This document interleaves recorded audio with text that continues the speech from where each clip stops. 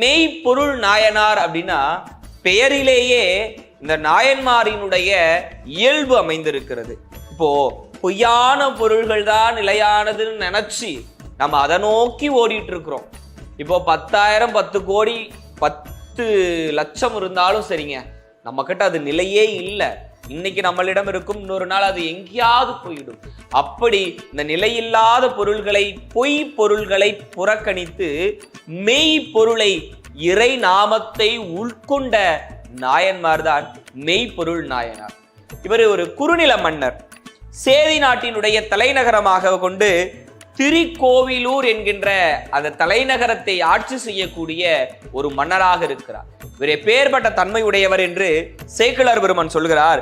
அரசியல் நெறியில் அறநெறி மிக்கார். இப்போ அரசியல்ல இருக்கக்கூடிய அந்த நெறியாக தன்னுடைய ராஜாவாக வாழ்றார் இல்லையா,